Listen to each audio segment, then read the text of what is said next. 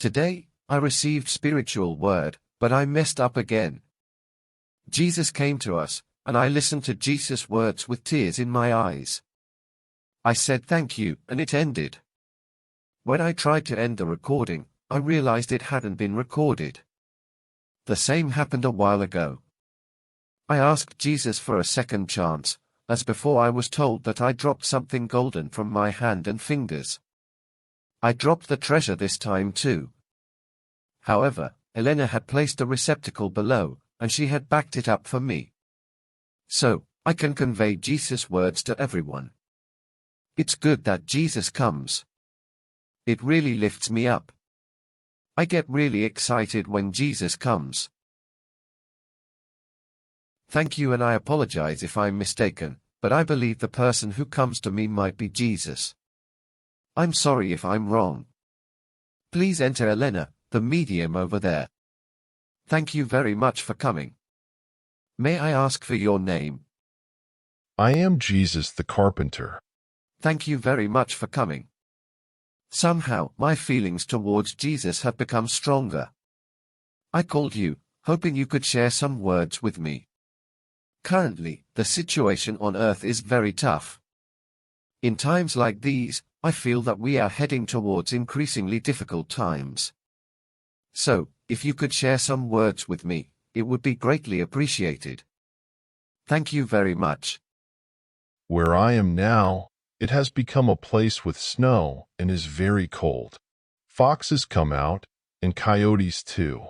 Yet, while living secluded in the deep forest, I'm aware that many people, whom I've never met, who I've never seen or heard their voices, also live in this same air. While working as a carpenter, when I look up at the sky, I feel the distant thoughts of people and the hustle and bustle of the city. I am Jesus, not as God but as a human carpenter. What would I speak of now? Yet, people will probably listen with anticipation, just hearing the name Jesus. But in reality, I am just a carpenter named Jesus. Will people listen to my words willingly? Thinking this way, the words I might speak seem empty. However, the thoughts of people reach me, those praying to be saved by the Lord. At that moment, I am no longer just a carpenter named Jesus. No matter how much it snows, no matter how remote the corner of the deep forest I live in, I am aware that my thoughts exist high above, and I receive those thoughts. Many people pray, "Save me, save us." I tell them that only you can save yourselves. They firmly clasp their hands, place them against their foreheads, and clench them tightly while continuing to pray. Those who hear my voice stand up quietly, firmly clasp their hands in front of their chests, and speak their oath. Slowly and steadily, words emerge from deep within their hearts, and they make their declaration. I listen to those words. I hear each of your oaths. Then, those who made their declaration turn around and return from where they came, always clasping their hands in front of their chests to express gratitude to me. They make their oath once again in their hearts, shed tears, and then leave. This cycle repeats many times, and gradually, their stature grows larger and becomes serene. Those of you praying to save me in such a way, you already possess a wonderfully great power within you.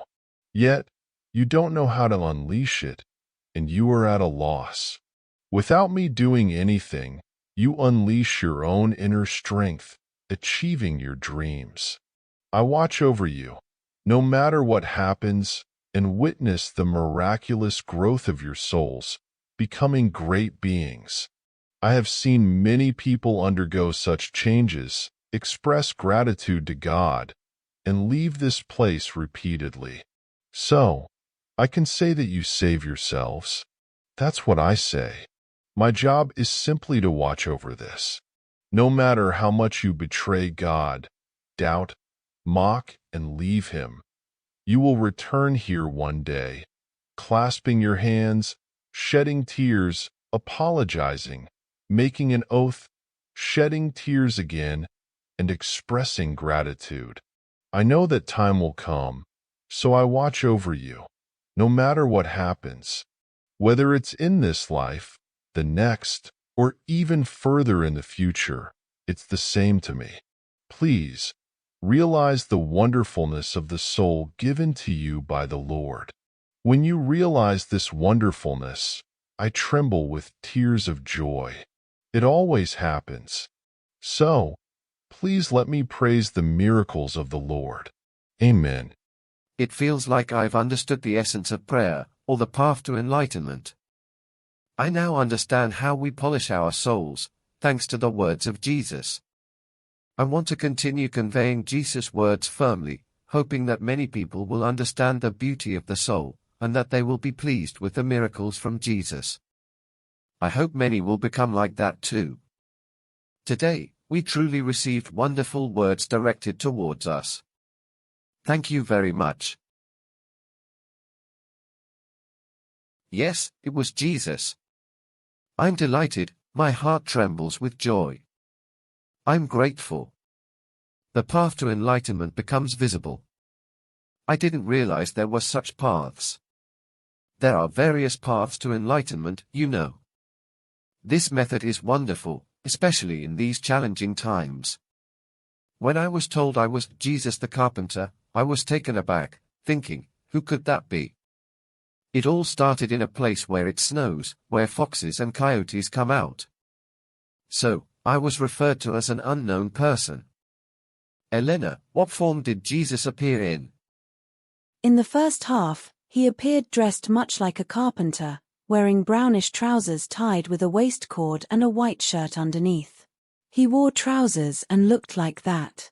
The surrounding trees were coniferous, with large trees and a variety of trees planted in the forest. It was snowing, and the place looked harsh. I could also see foxes and coyotes around. In the latter part, what I saw was from his perspective, looking down on the people who were praying. He seemed to be watching from a high vantage point the whole time.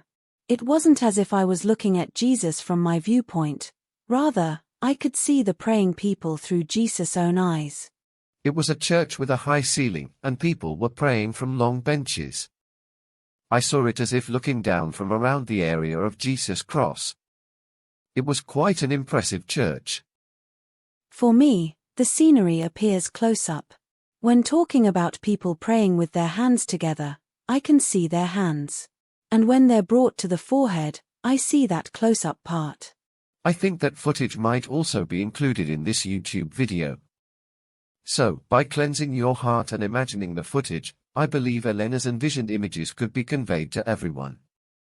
When it comes to Jesus' words, if you align your heart with his words, I hope you can feel a bit of Jesus' kindness, or rather, this incredibly profound love. I hope even just a little of that can be felt here. Yes, today we received miraculous words from Jesus. In these challenging times, he shows us a direction towards enlightenment and how we might live our lives. That's the end for today. How did you feel after watching the video? The words of Jesus were truly enveloped in profound love. It is because of this deep love that Jesus spoke the truth to us. He said that only you can save yourself. Jesus listens carefully to our prayers.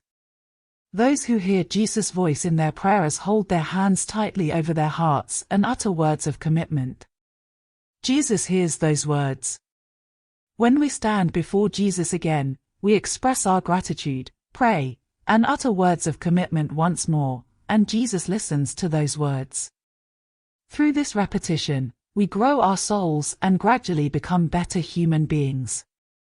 However, sometimes people may not believe in God.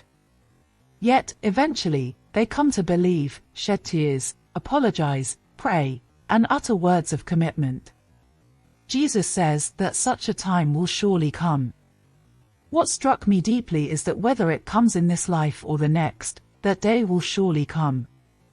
And whenever that is, it is the same for Jesus. We truly feel the depth of love. Jesus said that when we realize the greatness of our own souls, he trembles with tears of joy. It gives us great strength to know that such a being exists. We truly understand that we are loved and protected by God as we live each day. That's all for today. Thank you for watching.